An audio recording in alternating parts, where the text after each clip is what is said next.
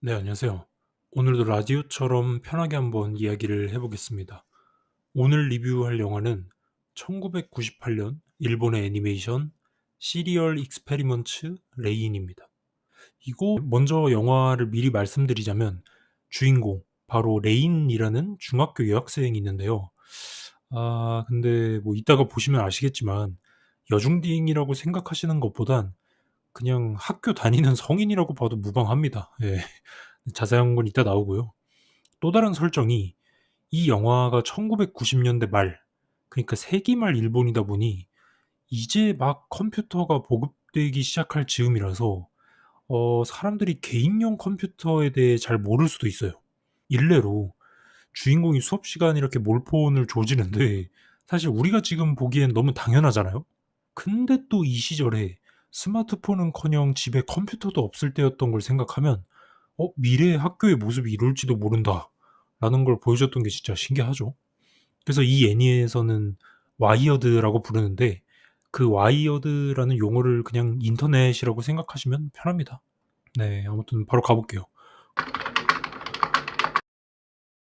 오프닝에는 이제 일본 갸루상이 나오는데 리센드 미나미를 생각하시면 안 됩니다. 갸루상이랑 이제 술 취한 변태 아재가 돌아다니는 그 시절 일본의 뒷골목이 나오는데요. 어떤 중학교 여학생이 안경을 벗고 되게 의미심장한 표정으로 자리하고 있습니다.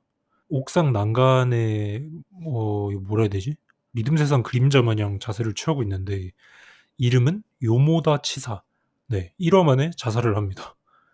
더 이상 여기 있을 필요가 없어 이러면서요. 이런 세상에 더 있다간 난 아무랑도 연결되지 못할 거야. 시작부터 뭔가 사건이 발생을 하죠. 그렇게 평소와 같이 등교를 하게 된 주인공의 모습이 나옵니다. 지하철 타면서 조용히 했으면 좋겠다고 중얼거리질 않나. 뭐 등교하는 데에도 멍하니 바라보고 있질 않나. 그렇게 활발한 성격은 아닌 것 같죠. 오히려 조용하고 소심하다라고 볼 수 있습니다.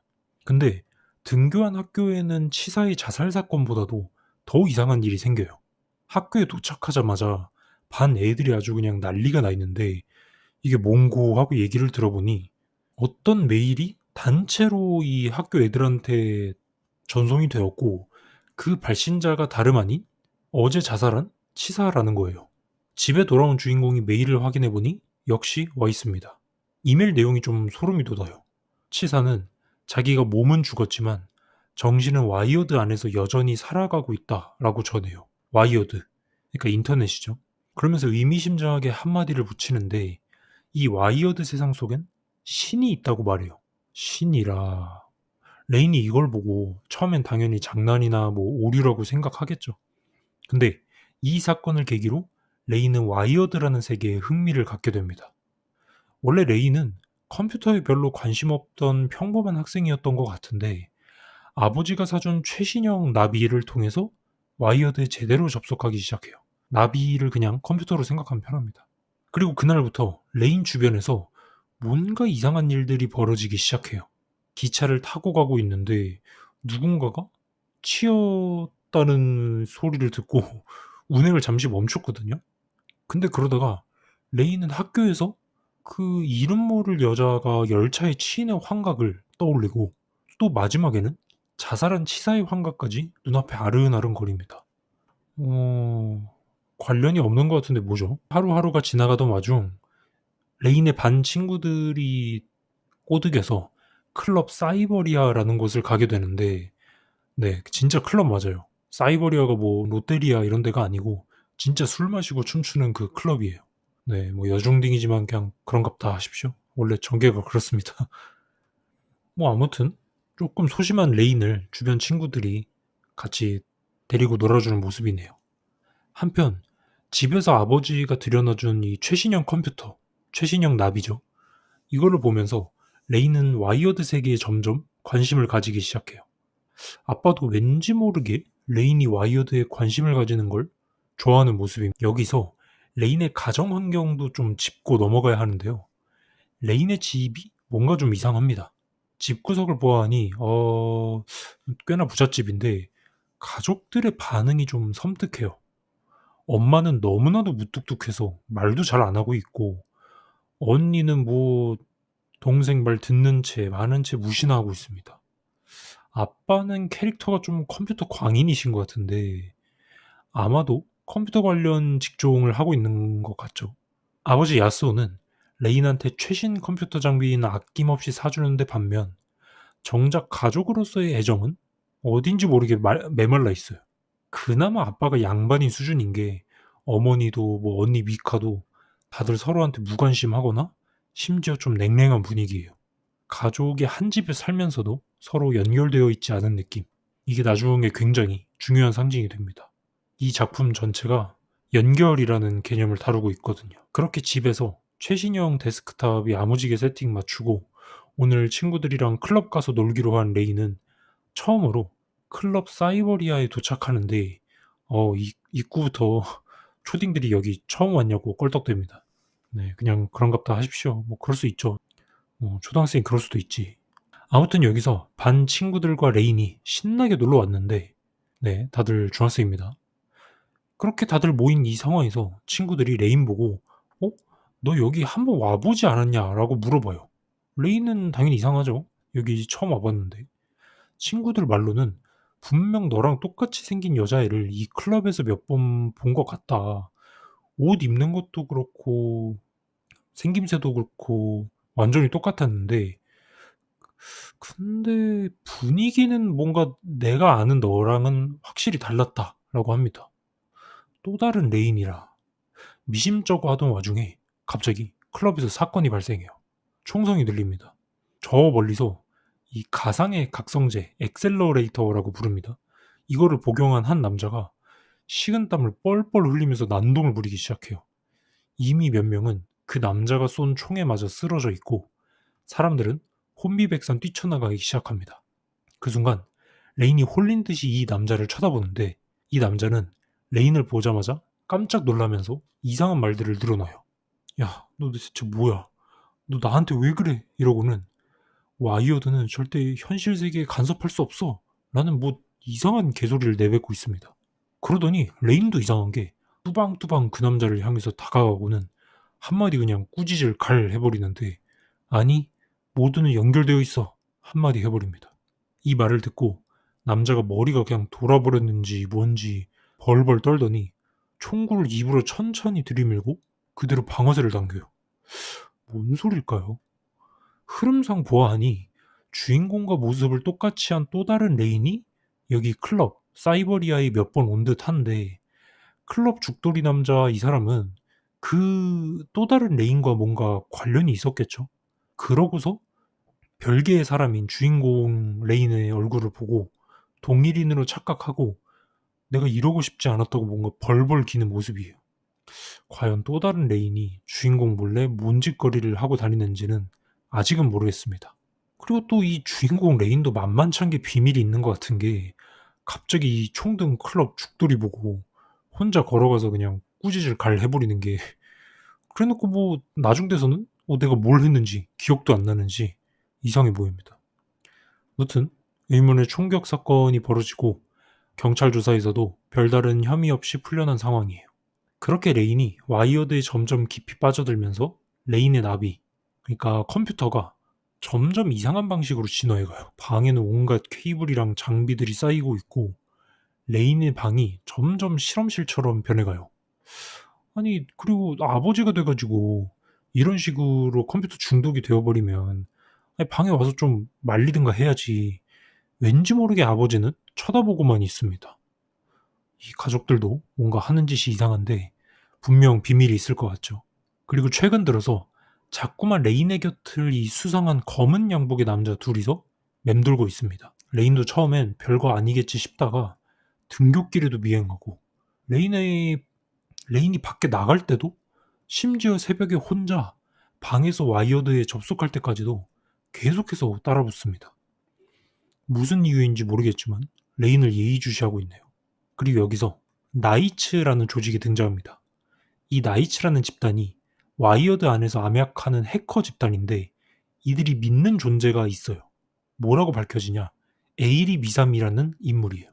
이 에이리 미사미가 누구냐면 원래는 타치바나 연구소라는 곳에서 근무하던 연구원이었어요.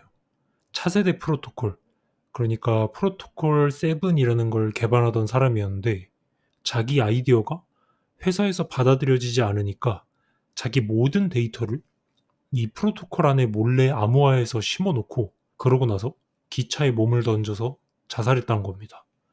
근데 그렇게 심어놨던 자신의 정신 데이터로 죽은 뒤에 와이어드 안에서 되살아나요. 그리고 스스로를 와이어드의 신이라고 칭하기 시작합니다. 아까 편지에서 나왔던 그 신의 정체가 아마도 이 사람인가 보죠. 그렇게 이 미사미라는 사람이 나이츠라는 조직을 통해서 와이어드와 현실 세계의 경계를 무너뜨리려고 한다라는 게 밝혀집니다. 그리고 그 과정에서 레인한테 계속 접근을 하기 시작해요. 자, 머리가 좀 어지러우실 것 같으니 여기서 정리 한번 할게요. 이 작품은 지금 막 나비라는 신형 기기가 보급되어 가고 있어요. 그러니까 컴퓨터가 막 집집마다 설치되기 시작한 때라는 거죠. 그런데 타치바나 연구소에서 컴퓨터 소프트웨어로 이 프로토콜 업데이트를 쭉 이렇게 3, 4, 5, 6 이렇게 시즌으로 계속 개발하고 있었던 거죠. 그러니까 마이크로소프트에서 이제 윈도우 3, 윈도우 4 뭐 이렇게 새로 업데이트하고 있었다는 거죠.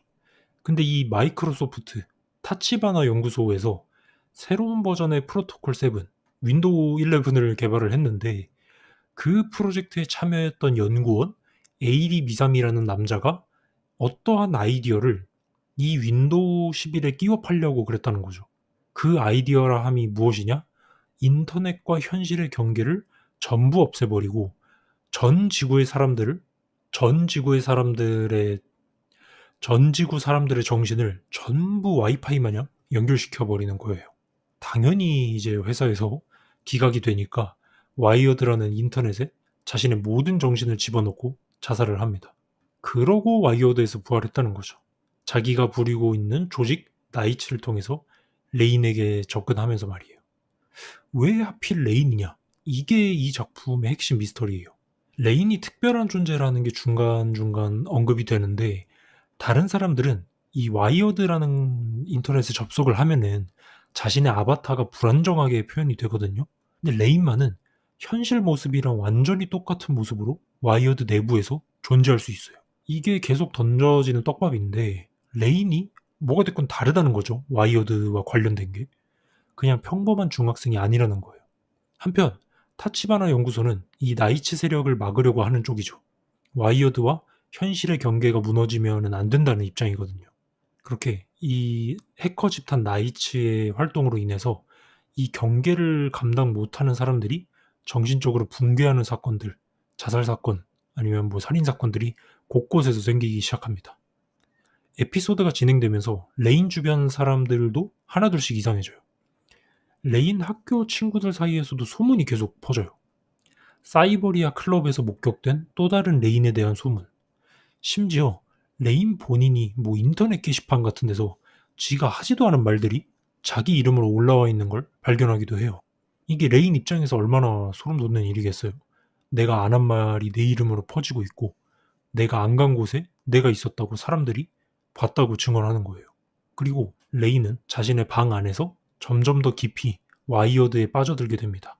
밤 새도록 접속해 있고 학교에 와서도 점점 붕 뜬 상태가 되어가고 있어요. 그리고 이 작품에서 정말 독특한 게 뭐냐면 명확한 설명을 잘 안 해줘요.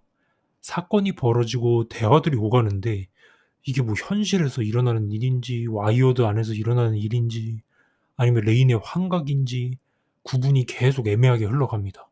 마치 시청자도 레인이랑 똑같이 혼란에 빠지도록 만들고 있어요. 그렇게 중반쯤 가면은 검은 정장을 입은 의문의 남자들이 등장합니다. 이 사람들이 나이츠의 정체를 캐고 다니는 비밀 요원들 같은 존재인데 왜인지 레인의 집 주변을 배회하면서 그녀를 감시해요. 아무래도 이 모든 사건의 중심에 레인이 관련되어 있다라고 이 사람들이 생각을 하고 있는 것 같습니다. 레인은 주변에서 벌어지는 그리고 친구들 사이에서 벌어지는 이런 사건들 속에서 점점 자기 자신에 대한 의문을 품게 돼요. 나는 누군지, 그리고 와이어드 속에 나는 또 누구인지, 나는 진짜 이 육체를 가지고 있는 존재인지, 아니면 이 몸과 상관없이 와이어드 안에서도 존재할 수 있는 건지, 뭔가가 뭔가인 거죠.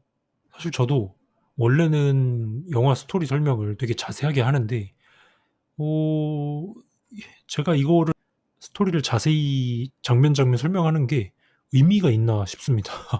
원제 사건들이 전후 과정이나 뭐가 진짜인지 현실인지 구분이 안 가는 수준으로 나와가지고 아무튼 그렇게 해서 슬슬 레인의 가족에 대한 비밀도 드러나기 시작해요. 아버지 야스오도 엄마도 그리고 언니 미카도 마찬가지로 레인 앞에서 점점 이상한 모습을 보이기 시작해요.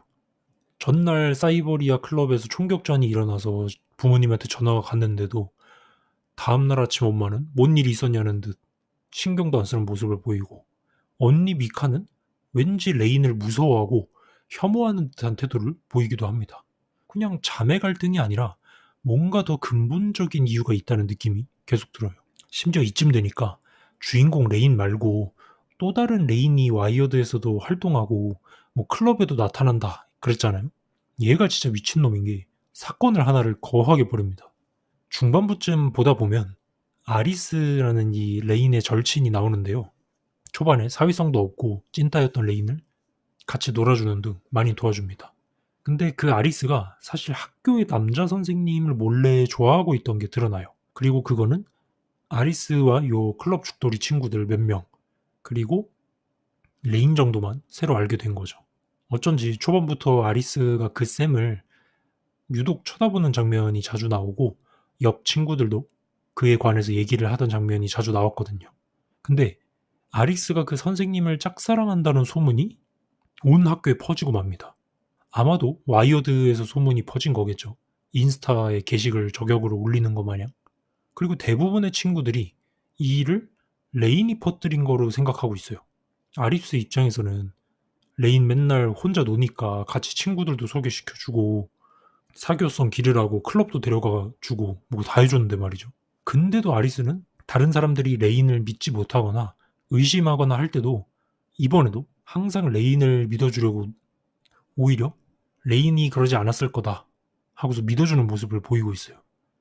근데 그렇게 소문이 퍼져서 좌절하고 있던 와중에 자신의 방에서 아리스가 그 짝사랑하던 선생님을 떠올리고 있던 와중 갑자기 레인의 모습이 아리스의 방에 냅다 들어와 있습니다. 그걸 보고 아리스가 예전부터 계속 그렇게 훔쳐보고 있었냐면서 소문 퍼뜨린 거 결국 너구나 라고 추궁을 하지만 이 레인이 당황하거나 뭐 그러기는커녕 오히려 킬킬대면서 비웃어요. 당연히 배신당했다는 기분에 아리스는 눈물을 터뜨리죠. 결국 그 이후로 레인을 믿지 못하게 됩니다. 아리스는. 그쵸, 맞아요. 이노마가 그 소문으로만 듣던 주인공의 모습을 똑같이 한 또 다른 레인인 것 같습니다. 와이어드든 인스타든 뭐 여기저기 들쑤시면서 레인과 똑같은 얼굴을 한 채로 어그로를 끌고 있던 게 분명해요. 하지만 아리스는 최근 들어서 학교에서 홀린 듯이 있는 주인공을 보고 레인이 요즘 좀 변했네 라고 이상함을 느껴왔으니 내가 알고 있는 이 찐퉁 레인이 자기의 그런 소문을 학교에 퍼뜨렸다고 생각을 해버리는 겁니다. 그렇게 주인공도 모르는 사이에 온갖 일들이 벌어지고 있던 와중 에이리 미사미는 계속해서 레인 앞에 나타나서 이야기를 건네요. 내가 바로 그 와이어드의 신이다. 그리고 레인, 너야말로 이 와이어드에서 진짜로 중요한 존재다 라고 계속 속삭여요. 왠지 모르게 레인을 설득합니다. 와이어드와 현실의 경계가 점점 흐려지면서 레인 주변 사람들이 이상 행동을 보이는 사건들이 계속 이어집니다.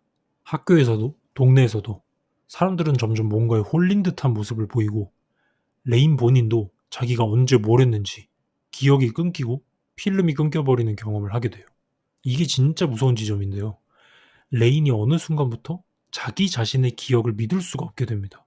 내가 방금 한 일이 진짜로 내가 한 게 맞는지 아니면 또 다른 내가 한 건지 구분도 안 가는 거예요. 이제 작품의 후반부로 갈수록 레인이 자기 자신에 대한 진실에 주인공 레인의 진실에 점점 가까워집니다. 에이리 미사미가 계속해서 주인공한테 접근하는 이유, 그리고 비밀 해커 집단 나이츠가 레인을 왜 그렇게 신경 쓰는지, 레인이라는 주인공이 그냥 평범한 인간이 아닐 수도 있다라는 쪽으로 흘러가요. 그리고 혼란이 극에 다르던 와중 에이리 미사미의 입을 통해서 그 진실이 밝혀집니다. 과거 연구원이었던 에이리 미사미가 이 타치바나 연구소에 있을 시절 한 가지 생각이 있었어요. 이미 현 시대의 인류는 진화의 과정이 멈춰 있고 또다시 진화한다 한들 수천 년, 수만 년의 시간이 흘러서 DNA가 변해야 하는데 그걸 기다릴 수도 없는 노릇이고 또 그럴 필요도 없다는 거죠. 왜냐? 지금부터 도입되기 시작하는 신기술 나비, 와이어드 같은 이 데이터와 인터넷을 통해 사람의 정신을 업로드해서 가상세계에서 살아갈 수 있다는 거죠. 그리고 그때부턴 몸도 정신도 이동한 와이어드는 더 이상 가상세계가 아니고 곧 현실이 되게 만드는 거죠. 즉, 가상세계와 현실세계의 구분이 없어지게 만드는 겁니다. 이를 위해서 미사미는 사람들 모두가 동시간에 연결되면서 서로 교류할 수 있는 가상세계, 와이어드를 만들어내고 그리고 이 와이어드 속 한 소프트웨어 프로그램을 현실에다가 육체를 만들어서 업로드하는데 네, 그게 바로 주인공 레인이라는 거죠. 그러니까 자꾸 주인공 레인은 집에서 이제 막 컴퓨터 좀 만지고 친구들 사귀고 그러는데 주변에서 뭐 클럽에서 널 봤다질 않나 와이어드에 나타났다질 않나 심지어 아리스의 비밀까지 온갖 거 다 털고 난리를 피웠던 일까지도 전부 다 원래의 본체 와이어드 속 프로그램 레인이 만든 거죠. 데이터 쪼가리 주제에 말이에요. 왜 초반부터 레인에게 이상한 일들이 벌어졌던 건지 알 수 있겠죠. 그리고 이상한 반응을 계속해서 보이던 주인공 내 가족들 역시 진짜 가족이 아니었습니다. 컴퓨터 프로그램이 뭔 가족이요. 그냥 레인이 현실에서 기억이 없는 상태로 자기가 중학생인 줄 알고 살아가니까 와이어드에 대해 관심을 가지게 하고 또 각성시키기 위해서 몰래 꾸며진 타치바나 연구소 사람들입니다. 모든 걸 깨달아버린 레인에게 임무를 완수한 아버지의 역할이었던 남자는 그동안 많이 아꼈다고 전하며 떠나고 가족들 모두가 사라집니다. 레인을 둘러싼 모든 세력들, 그러니까 나이츠, 타치바나 연구소가 보낸 검은 정장의 남자들, 그리고 에이리 미사미까지 이 모든 것들이 레인이라는 존재 하나를 두고 얽히고 설키는 상황이 다다른 거죠. 그리고 사실 중반부터 주인공 레인은 현실에서 자기가 그 컴퓨터 프로그램 출신이다. 그러니까 내가 한낱 엑셀에 불과하다라는 거를 깨닫지 못했을 때도 비범한 능력을 보여주는데 현실에서 그 검은 정장의 남자들의 미행을 발견하고 이제 좀 꺼지라고 막 소리치는 장면이 있거든요. 그때 염력으로 이 고글 기계를 부셔버리는 등 현실에서도 와이어드에서처럼 능력이 점점 각성되기 시작했어요. 그리고 당연히 자기를 지금까지 속인 것과 함께 자신의 존재에 대한 의문을 품게 된 레이는 이제 와이어드에서 보여주는 전지전능한 힘을 현실에서 전부 발현합니다. 미사미를 추종하던 해커 집단 나이치의 신원 정보를 전부 인터넷에 풀어버리는데 이러면 타치바나 연구소 입장에선 자기네가 뒤쫓는 에이리 미사미의 추종자들이니까 바로 검거가 편하겠죠. 검거가 아니라 죽여버립니다. 네. 회사 대표님, 가정 주부, 방구석 백수까지 온갖 출신의 나이츠 멤버들이 자살을 당해버려요. 그리고 이미 이렇게 와이어드와 일체화되면서 힘을 발현하는 주인공 레이는 온몸에 주렁주렁 빨간 집게, 파란 집게, 전선 달아서 마치 컴퓨터 부품의 일부 같은 모습으로 바뀌어 갑니다. 미사미는 주인공에게 와서 너의 가족도, 너의 친구도 모든 게 다 구라였다. 다 없던 거였지만 너를 만들어낸 나는 지금까지도 너와 함께 있다면서 슬슬 가스라이팅을 조지기 시작하네요. 미사미 입장에서는 지금 와이어드라는 인터넷 세계에서의 힘을 현실에서도 직접 구현할 수 있는 이 엄청난 능력을 가진 주인공을 사용해서 가상과 현실의 경계를 없애려고 하고 있는 거죠. 그렇게 지금까지 자기가 살아오면서 겪었던 사건들, 이해할 수 없었던 외로움, 가짜 가족, 친구들을 기억하면서 동시에 인터넷의 온갖 정보들을 다 흡수해버리고 마는 요 레이는 버티기가 힘들어 보이네요. 때를 놓치지 않고 옆에서 계속되는 미사미의 가스라이팅이 있습니다. 너는 와이어드와 현실의 경계를 허무르기 위해서 존재하는 프로그램이다. 넌 소프트웨어다. 넌 데이터 쪼가리다. 라고 주입식 교육을 하고 있네요. 근데 여기서 한 가지가 드러나죠. 미사미 이노마가 컴공과 같은 거 했을 테니 프로그램 하나는 잘 만들겠지만 아무래도 결혼은 해서 애를 못 낳은 게 확실한 게 이 레인이라는 프로그램을 현실에 육체를 주고 내보낼 때 중학생으로 설정을 한 게 잘못이에요. 네, 아들이나 딸이 있었으면 중학생의 반항 심리가 어느 정도인지 알 텐데 주인공은 역시 미사미를 개무시하고 날뛰기 시작합니다. 지금 와서는 뭐 컴퓨터에 접속할 필요도 없이 진짜 전지전능한 수준으로 냅다 아리스 집에 환영을 보낼 수도 있어요. 그래 놓고서 아리스 진짜 이거 내가 퍼뜨린 거 아니다 사과하러 가서는 물론 아리스는 기겁을 하긴 합니다. 그러면서 나는 지금부터 모든 일들이 벌어지는 거를 컨트롤 Z 기능처럼 없었던 일로 되돌릴 수 있다. 걱정 말라라고 그래요. 이게 뭔 개소리인가 싶었는데 다음날 학교에 가보니 진짜로 아리스가 학교에 남자쌤을 짝사랑한다는 소문이 아예 없던 일로 돼버립니다. 모두가 그 소문을 잊어버렸어요. 옆에 절친들마저도 선생님? 너 왜 선생님을 그렇게 쳐다보냐면서 갸우뚱해버리는데 힘을 폭주하기 시작한 레인이 아리스를 제외한 모두에게서 기억을 삭제해버린 거죠. 그렇게 레인으로 인해 세상이 휘청이기 시작합니다. 레인을 사랑합시다. 레인을 사랑합시다. 공중파 예능도 뭐 기독교 TV로 바꿔버리고 이 세상 온갖 곳에 레인의 힘이 안 뻗치는 곳이 없어져요. 세계가 아주 그냥 곱창나게 일보 직전으로 혼란이 닥칩니다. 언제든 와이파이만 터지면 유튜브 켜고 구글 접속할 수 있는 것처럼 레인이 사람들과 연결되기 시작해요. 근데 이때 다른 모든 사람들의 기억이 조작되고 삭제되고 간섭을 당하지만 유일하게 이전의 기억을 가지고 있는 주인공의 친구 아리스만이 레인의 집으로 찾아와요.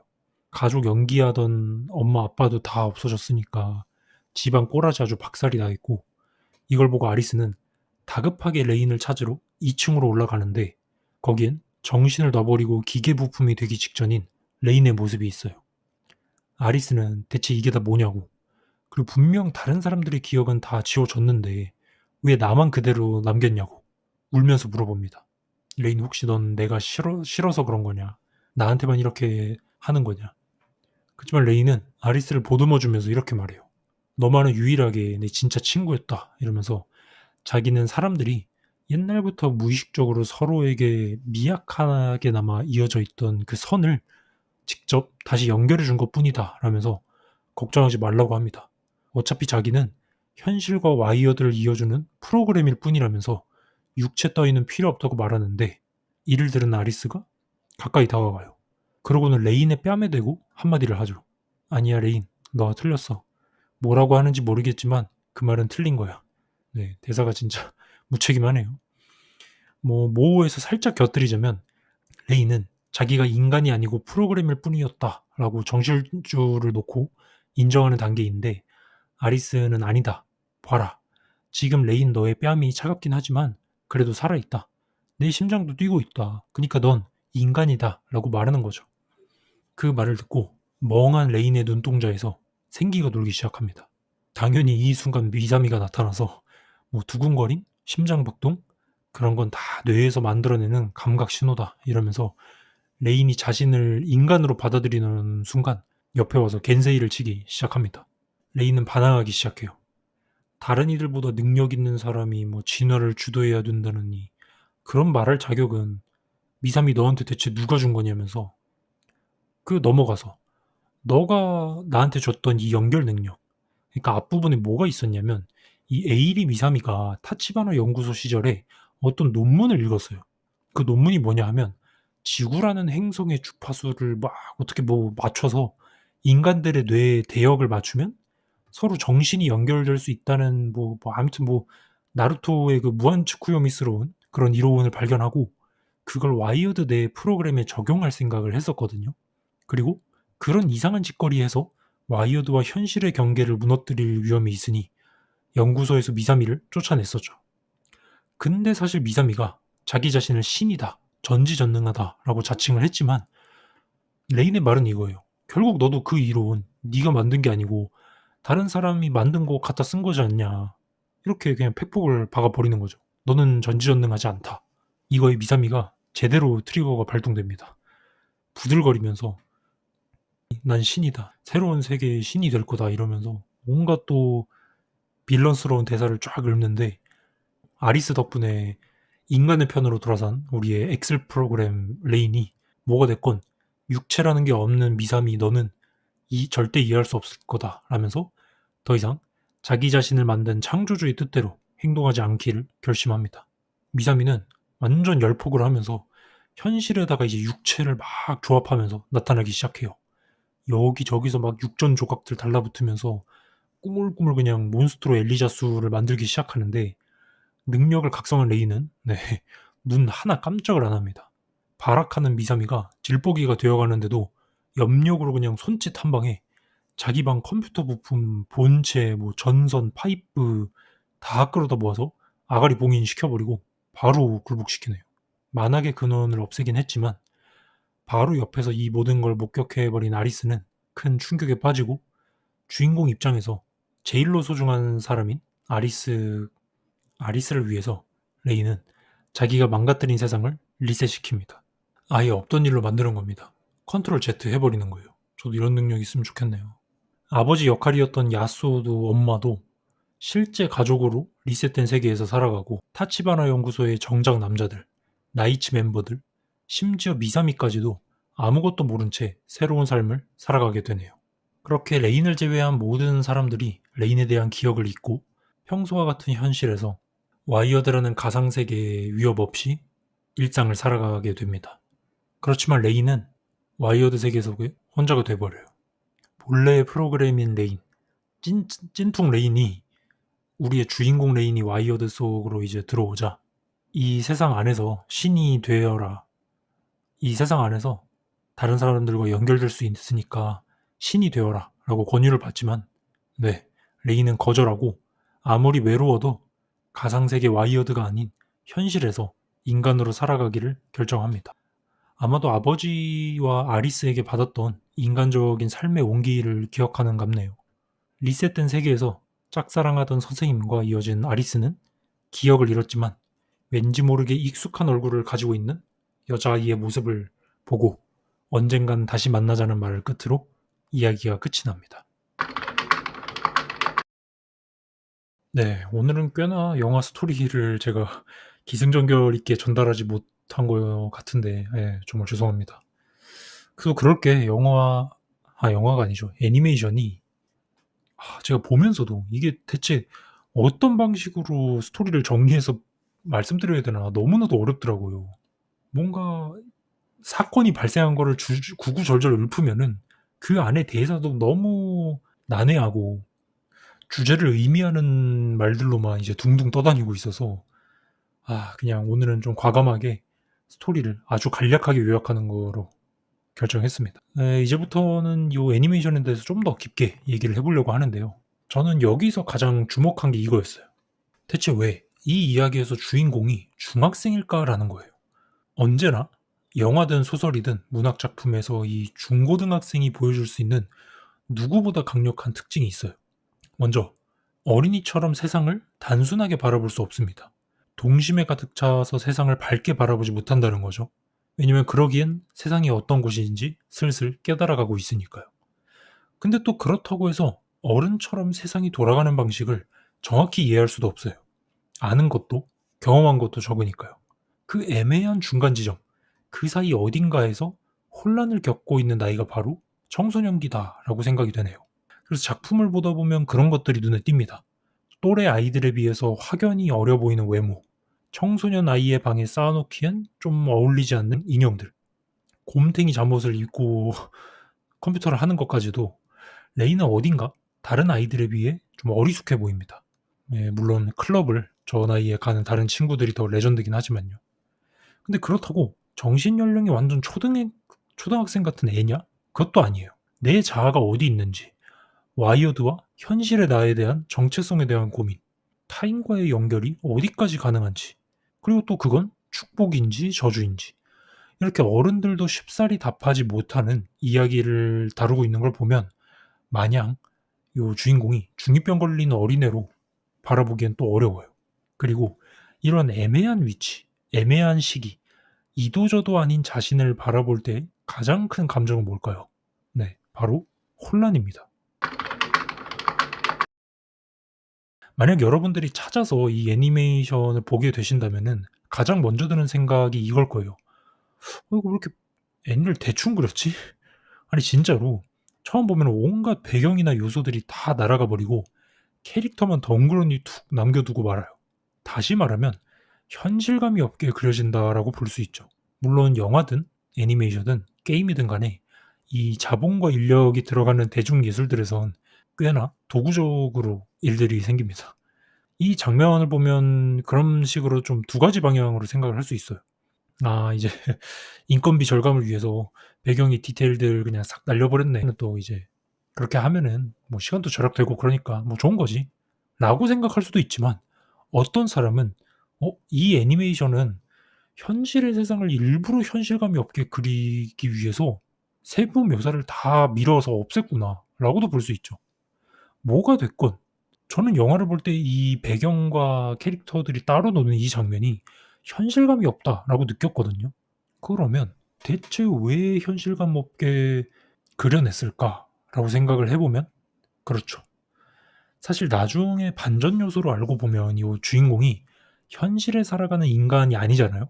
엑셀인지 한컴 오피스인지 뭐 프로그램이 결국 육체를 얻고 태어난 거라는 걸 나중 되면 알게 되잖아요. 그렇기 때문에 맞아요. 애초에 레인에게 있어서 현실은 현실이 아닙니다. 또 이걸 봐볼게요. 인물이 이렇게 둘이서 대화하고 있죠. 화면상엔 아리스가 오른쪽, 왼쪽엔 레인이 말하고 있어요. 그리고 둘이 단독샷을 잡으려면 아리스가 오른쪽에서 왼쪽을 쳐다보게 한껏 따고 그리고 레인이 왼쪽에서 오른쪽을 바라보게 한껏 따야 할 텐데 그리고 이게 자연스러운 걸 텐데 아리스의 샷이 딱 나오고 오른쪽에서 왼쪽으로 바라보고 레인의 샷이 나오는 순간 레인은 왼쪽이 아닌 오른쪽에서 등장해요. 이상하죠?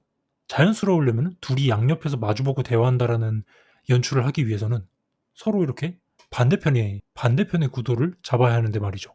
심지어 이 어긋나버린 레인의 단독샷이 나오는 순간 남들은 다 스태틱으로 고정되어 있는데 얘 혼자 줌아웃으로 천천히 빠지기도 하고 라이트도 오른쪽 위에 세게 비춘 거 보면은 위화감 조성을 제대로 조지고 있죠.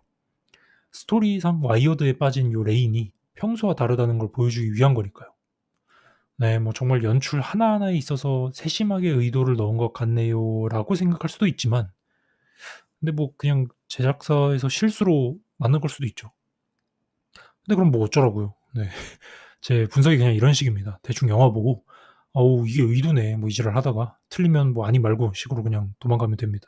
근데 저는 사실 영화나 뭐 애니 프로젝트 한 번에 돈이 몇 억씩은 깨지면서 들어갈 텐데 의도도 없고 뭐 실수로 만든다라고는 생각하는 편은 아니어서 언제든 제 해석과 개소리는 틀릴 가능성이 많습니다. 아무튼 당연히 제가 제작사는 아니니 무엇이 진짜 이유인지는 모르겠지만 하려는 연출의 방향이 뭐 인력 저글감도 되면서 작품의 상황에도 되게 맞아떨어지고 있다는 거죠. 그렇게 이런 일상의 모습을 그려낼 때 있어서 위화감이 드는 연출을 떡칠을 하다 보니까 이게 냅다 처음 보는 사람 입장에서는 직관적으로 이해가 잘 안 가요. 감정선도 애매하고 뭐 얘가 여기서 왜 화내고 얘는 또 이 대사를 뭔 의미로 말하는 건지도 모르겠고 근데 그게 또 은근 매력이 있단 말이죠. 그 주인공의 혼란스러운 자의식과 사춘기 중학생의 정체성과 맞물려서 이야기가 더더욱 혼란을 만들어냅니다. 쭉 보다 보면 이 애니메이션이 98년도에 나왔다는 게 믿기지 않을 정도예요. 98년도면은 야, 이 시절이요. 이때면은 뭐 인스타는 무슨 스마트폰도 없었던 시절인데 인터넷을 통한 교류로 자기 자신의 정체성 혼란을 겪는다 라는 주제가 나올 수 있다는 게 어찌 보면 신기술이 도입되면서 앞으로 벌어질 미래가 되게 무서웠나 봐요. 그때 시절의 사람들이. 그리고 실제로 지금 현재의 모습을 어느 정도 정확히 예언한 것도 맞죠. 소셜 네트워크, 인터넷 속에서의 나와 현실의 내가 점점 분리되어 가는 사람들이 많아지는 것처럼요. 아유, 그 집에서 밥 퍼먹는 거 안 올리면서 오마카세를 올리고 말이에요. 애니를 보다 보면 와이어드 속 프로그램 레인이 원래부터 있었고 그리고 주인공은 그것을 육체에 이식한 것일 뿐이다라는 게 밝혀집니다. 우리가 처음부터 보던 주인공 레인. 그렇기 때문에 이 레인이 현실에서 오락가락하면서 가끔은 뭐 키보드 워리어 인격이 터지면은 막 클럽에서 어떤 사람한테 꾸짖을 갈 해버리고 막 어떨 때는 뭐 시니컬하게 대답하고 그렇게 보다 보면은 이거 홀로그램인 이거는 원래 주인공의 찐따 인격이 사라지고 본체인 와이어드 속의 인격이 튀어나온 거구나 라고 생각할 수도 있어요. 근데 이것마저도 지금을 예언한 것 같아서 저는 소름이 돋더라고요.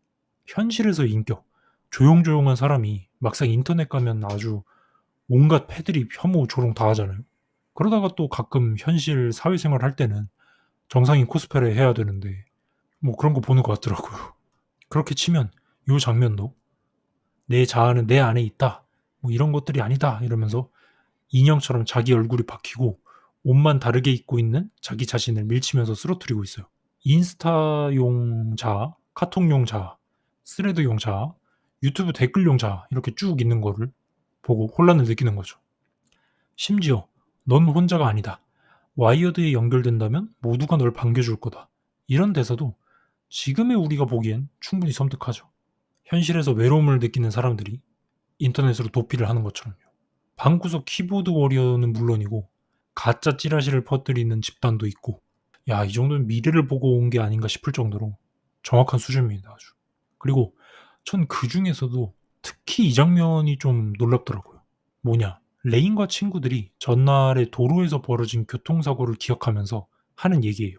나 사람 죽는 걸 봤는데도 뭔가 영화라도 본 기분인 것 같아. 왠지 리얼리티가 없는 기분이야. 아이, 너무 심각하게 받아들이지 마. 아니, 그게 아니라 심각하게 받아들일 수 없으니까 이상한 거야. 와, 여기서 소름이 되게 돋았어요. 요즘 우리가 보면은 당장 스마트폰으로 모든 뉴스든 유튜브든 인터넷 어디에서든 손가락 터치 몇 번이면 전 세계 사건 사고들을 다 볼 수 있잖아요. 그것도 영상으로. 영상 매체 전달이 너무나도 제약 없이 교류되다 보니까 우리가 국가적인 재난 사건 아니면 참상들을 과거처럼 기사로 전해지지가 않아요, 이제. 직접 그 상황을 목격을 하는데, 근데 신기한 건 요즘 유튜브 같은 데 보면은 그런 참상이나 대형 사건 속에서 사람들의 반응이 단순히 애도만 가득 차 있지 않다는 걸 느껴요. 의외로 적지 않은 사람들이 공감 못하겠다라는 반응을 보이고 있다는 거죠. 심지어는 그거에 대해서 끔찍한 발언을 할 때에도 많습니다. 저는 뭐 이런 재난이나 참사에 대해서 무조건적으로 공감해라. 아니면 어쩌라고. 내 할 바 아니니까 무시해라. 이런 거를 뭐 강요하려고 이런 얘기를 꺼낸 게 아니고, 그냥 제가 말하고 싶은 건, 이 기술의 발전이 현실감을 없애는데 일조하고 있는 것 같다라는 생각이 든다는 거예요. 사람이 죽은 건 당연히 심각해야 됐는데, 왜 심각하지가 않지? 왜 별 감흥이 없지? 작중에서 계속해서 연결을 그렇게나 부르짖고 강조해요. 이런 세상에 넌 아무랑도 연결되지 못할 거야. 리얼 월드건 현실이건 모두가 연결되어 있어. 근데 진짜 웃긴 게 이 캐릭터들이 말하는 연결은 실상 까놓고 보면 정보의 교류 그 이상 그 이하도 아니에요. 어제 봤던 교통사고가 현실감 없게 느껴진다라고 하는 아리스의 대사처럼요. 어느 날 몇 시에 누가 죽었다. 어느 날 어느 도로에서 몇 살에 누가 차에 치여 죽었다. 현실과 가상의 경계. 현 시대에서 우리도 당장 휴대폰으로 언제 어디서든 영상을 볼 수 있고 인스타 유튜브에서 사고 현장을 자극적으로 볼 수 있지만 인스타 유튜브에서 자극적으로 보여주는 사고 현장을 목격할 수 있지만 근데 우린 거기에 익숙해진 건지 아니면 화면 너머라고 안심하고 있는 건지 수많은 정보들 중에 하나일 뿐이다 라고 느끼고 있는 건지 저 영상 너머에선 실제로 사람이 죽고 다치고 있을 텐데 우린 언제부턴가 무감각해지고 있어요. 하지만 작중에서 단 한 명만이 유일하게 이 연결이라는 단어를 조금 다르게 느끼고 있습니다. 바로 주인공 레인입니다. 누군가가 열차에 치여서 운행이 잠시 멈추고 꿈처럼 보이는 환각에서 아까 열차에 치였던 그 사람을 보는 등 레인은 무언가 이상함을 계속해서 느끼고 있었어요. 이게 사실 설정상 현실의 레인이 애초에 와이어드의 레인이라는 프로그램을 빼다 박은 거니까 그런 환각이 보일만 하죠. 사람들이랑 연결되어 있으니까. 근데 이 이름 없는 열차에 치인 사람을 왜 굳이 레인이 환각으로 보는 걸까? 심지어 그 와중에 오프닝에 나왔던 자살했던 치사까지도 보여요. 왜냐하면 레인은 현실에서 연결되어 있기 때문이에요. 그리고 그 연결이라는 게 자기 자신이 프로그램 레인의 복제로서 현실의 육신을 갖고 태어난 거다라는 걸 알 턱이 없는 주인공의 입장에선 이 연결이라는 것이 공포로 느껴집니다. 그렇기 때문에 애초에 레인이 바라던 연결은 단순히 그런 게 아니었어요. 레인은 다른 걸 원하고 있습니다. 주인공 레인이 본래 프로그램 찐퉁 레인한테 추궁하는 장면이 있어요. 안 그래도 보는 내내 캐릭터들이 하는 대사가 두루뭉술한데 여기선 더해요. 자기 자신의 목을 조르면서 왜 너한테서 온기가 느껴지는 거냐? 왜 내가 너의 체온을 느낄 수 있냐? 라고 추궁합니다. 이어서 미사미에게 그럼 나는 기계인 거냐? 라고 묻자 가스라이팅을 조지는 미사미가 하는 말은 이렇습니다. 아니, 기계는 아니지만 넌 소프트웨어지. 단지 육체를 가지고 있는 소프트웨어일 뿐이야. 미사미는 주인공을 결국 프로그램, 자신이 만들어낸 도구로 바라보고 있어요. 그리고 자기의 이상을 실현시키기 위해 레인을 계속해서 설득하죠. 근데 그 기저에는 레인을 결국 프로그램으로 보고 있다는 거예요. 이에 반해 레인은 현실에서 자신에게 일어났던 일들, 가족들, 친구들, 클럽에서의 사건 등등 모든 걸 떠올리면서 계속해서 부인하죠. 아니, 나는 그냥 나 하나일 뿐이다. 프로그램의 레인, 복제되어서 현실에 나타난 나 레인, 모두가 그냥 나일 뿐이다. 라고. 그리고 당연히 이 미사미가 하는 말이 궤변이라는 게 잘만 보면 알 수 있죠. 넌 인간이 아니고 리얼 월드의 프로그램이다. 라고 설득하는데 풀어서 보자면 넌 결국 소프트웨어다. 단지 육체를 가지고 있는 소프트웨어라는 것일 뿐이다. 넌 인간이 아니다. 이렇게 말하는데 아니 그게 인간이지 뭐야. 우리도 뇌라는 소프트웨어를 가지고 있고 그거를 담고 있는 육체를 갖고 있는 거 아닌가요? 그냥 그게 인간 아닌가요? 그래서 영화의 핵심적인 메시지가 이 마지막 아리스가 레인을 설득하는 과정에서 전 나타난다고 생각해요. 너무 많은 정보를 받아들이고 나는 그냥 현실과 와이어드의 경계를 허물기 위해서 만들어진 프로그램일 뿐이다. 육체 따윈 필요 없다. 라고 무너져버린 레인을 설득하기 위해서 아리스가 나타납니다. 그리고 그 아리스는 너가 아니다. 그건 틀렸다. 육체 따윈 필요 없는 게 아니다. 넌 인간이다. 라는 다소 두루뭉술한 말을 하는데요. 잠깐 다른 얘기를 해볼게요. 제가 무엇을 이 장면에서 메시지라고 받아들였는지 얘기하기 전에 앞부분의 얘기를 잠시 해보겠습니다. 주인공 레인의 대척점에 서 있는 것은 바로 메인 빌런 미사미입니다. 미사미는 인간이었지만 이 와이어드에 들어와 버린 이상 육체가 없어졌어요. 이미 애니메이션 1화 시작 시점부터 그리고 끝에 이르러서 주인공이 능력을 각성할 때까지 미사미는 와이어드 내에서 자기 자신을 신으로 자칭하고 있어요. 근데 후반부에 이르러서 주인공 레인이 능력을 각성한 후로는 현실과 와이어드 두 세계 모두의 육체를 가지고 존재하고 있는 레인이 그리고 전지전능한 힘을 부릴 수 있는 레인이 신이라고 불려야 마땅한 거죠. 까놓고 보면 미사미는 그냥 레인을 만들었던 과학자가 업로드된 데이터 쪼가리 그 이상 그 이하도 아니에요. 레인이 마지막에 미사미가 질퍽이가 되려는 걸 보고 너한테는 육체 따위는 무의미한 거지? 라고 합니다. 맞는 말이죠. 미사미는 자기 자신이 신이 되기 위해서 자기의 모든 정신을 데이터로 와이어드 속에 집어넣고 자살했으니까요. 신이 되기 위해 육체를 버렸다는 거죠. 근데 후반부에 진짜 신과 같은 능력을 각성한 레이는 아리스의 말을 듣고 신이 아닌 인간이길 선택을 했습니다. 그리고 인간이 되기 위해 내가 여기 살아있는 감각을 느끼는 순간을 영화에선 보여주는데요. 이거는 작중 내내 반복됩니다. 현실과 가상세계에서 사람들과의 연결 이런 것들이 메인 주제인데 근데 그 둘의 유일한 차이가 뭘까요? 솔직히 말해서 와이어드 지금의 인터넷에도 대화도 되고 얼굴 마주하고 이야기도 줌도 킬 수 있고 같이 영상도 볼 수 있고 게임도 할 수 있고 로블록스 마냥 이제 메타버스 만들어서 할 수도 있잖아요. 근데 현실의 모든 걸 가상세계에서도 할 수 있지만 딱 한 가지 못하는 게 뭘까? 그건 바로 육체, 터치입니다. 현실과 가상의 사이에서 혼란을 겪고 있는 레인이 유일하게 지금이 현실이구나 라는 거를 깨닫게 해주는 순간은 상대방의 접촉, 터치가 일어날 때뿐입니다. 그래서 현실에서 레인을 아끼는 유일한 인물들, 아리스를 비롯한 친구들과 마지막에 있어서 그래도 가족으로서 사랑했었다라고 말하는 아빠, 이 사람들만이 유일하게 영화에서 레인에게 터치를 합니다. 그리고 가장 강조되는 건 역시 친구 아리스죠. 아리스가 레인을 도와주면서 여러 가지 말들을 하고 조언을 해주는데 그건 크게 영화에서 작동을 안 해요. 그냥 또 뭐 와이어드 생각에 집 가서 인스타할 생각에 멍하니 있죠. 근데 아리스는 레인을 도와줄 때 항상 이런 조언이나 말뿐만이 아니라 이렇게 손을 붙잡는 등 터치를 합니다. 그리고 그 전까지 말만 들을 때는 멍하니 있던 레인도 아리스의 터치를 받을 때마다 감정의 동요를 겪고 영화에서도 그걸 강조하면서 인서트로 크게 넣죠. 레인에게 가상과 현실을 구분하게 할 수 있는 와이어드가 아니라 현실에서도 연결되고 있다. 나아가서 이해받고 있음을 느끼게 하는 순간은 이때뿐입니다. 그래서 저는 이런 생각을 해요.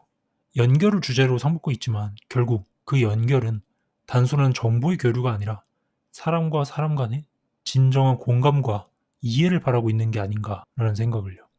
왜 항상 뭐 카톡이나 뭐 화상 채팅으로도 할 수 있지만 직접 얼굴을 맞대서 서로의 이 분위기와 목소리 톤을 느껴가면서 하는 얘기가 좀 더 그 사람과 가까워질 수 있다는 걸 느끼잖아요, 저희도. 그래서 저도 언젠가는 이런 와이어드에서 가상의 병아리의 모습이 아닌 진짜다, 리얼 월드의 저를 보여드리고 싶네요. 네, 오늘은 그렇게 해서 많은 분들이 해석을 요청해 주셨던 시리얼 익스페리먼트 레인이라는 작품을 리뷰해 보았는데요. 네, 사실은 그렇게 막 이번 거는 좀 자신이 없네요. 원체 미디어 믹스라 그래가지고 게임으로도 버전이 나왔던 걸로 기억해요. 그래갖고 실제로 이 가상 세계, 그러니까 데이터 세계에서 살아가는 레인이라는 프로그램을 애니메이션이라는 작품으로도 녹여내고 게임이라는 데이터 속으로도 또 다른 스토리 라인으로 만들어낸 거 보면 진짜 좋아하는 사람들은 깊은 이야기를 그리고 깊은 분석을 하면서 즐기겠구나 생각을 하는데 저는 이렇게 애니메이션만 보고 리뷰를 한 거라서 정확하지 않을 수 있습니다. 네, 그냥 제 개인적인 생각이라는 것만 알아주셨으면 해요. 네, 아무튼 뭐 오늘도 덕분에 재밌는 리뷰 해봤던 것 같습니다. 다른 거 듣고 싶은 것들 많이 많이 요청해 주시면 제가 한번 모아서 해볼게요. 네, 또 저만 헛소리하면 뻘쭘하니까 보시는 분들도 다 보시고 나서 좋아요도 좋아요인데 댓글로 헛소리 좀 써주셨으면 좋겠습니다. 의외로 정상이 아니신 분들이 많더라고요. 네, 아주 저랑 결이 맞아서 정말 좋습니다. 네, 여기까지 줄이고 다음에 또 찾아오도록 할게요. 저는 지금까지 영계였고 들어주셔서 감사합니다.